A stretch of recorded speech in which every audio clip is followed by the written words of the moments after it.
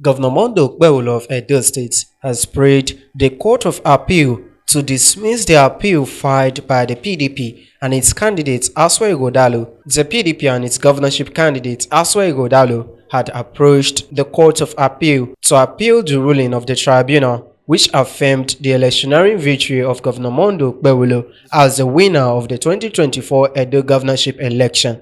Governor Okpebholo, through his lawyer Okpebholo, SAN, urged the court to affirm the judgments of the tribunal, which upheld his client's victory and found that the PDP and Ighodalo failed to prove the allegations that the election was marred by irregularities.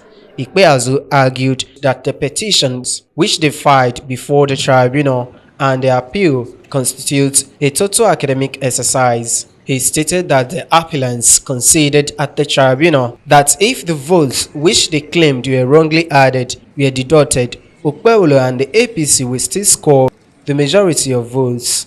Okpebholo argued that as against the claim by the appellants that the serial numbers of the ballot papers were not filled on the Form EC25B, the form actually did not contain any provision of the recording of the serial number. He said, what is provided for in the Form EC25B are spaces for the imputation of information on the quantity of materials received and the quantity of materials returned. Okpebholo stated that in the form which the appellants tendered at the tribunal, the serial numbers of the ballot papers were clearly indicated. He noted that while the appellants pleaded Form EC25D in their petition, they failed to tender the forms before the tribunal. He argued that the ward collation officers are not bound by the results uploaded to the IRF portal where there is overvoting. Okpebholo also argued the cross-appeal filed by Okpebholo and the APC and urged the Court of Appeal to allow the cross-appeal and dismiss the appeal. They appealed against the judgment of the tribunal.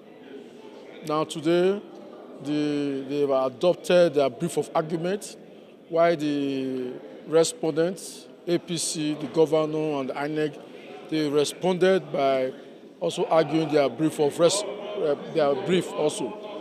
Now, judgment has been reserved for a later date that will be communicated to all parties. All parties, they have canvassed their issues, and then so far so good. We see that you cannot put something on nothing and expect it to stand.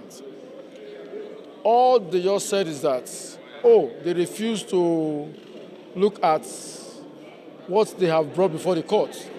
The issue of overvoting, the issue of non-compliance with the acts, that the tribunal refused to look at it, And so, in the response of the respondents, they said it was a mere academic exercise.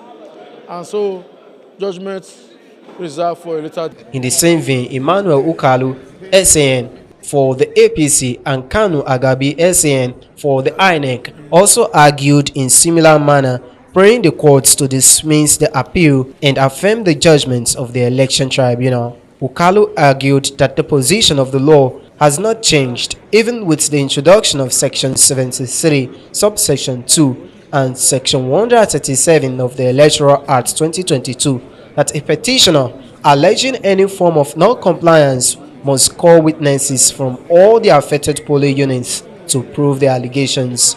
He added that where there is improper collation, one still needs to call witnesses polling units by polling units. While arguing that Ighodalo and the APC failed to lead sufficient evidence to prove their case, Ukalu says the tribunal heard rightly when it found that the petitioners failed in this regard. Jude Aweke, reporting for VOS TV News, Benin.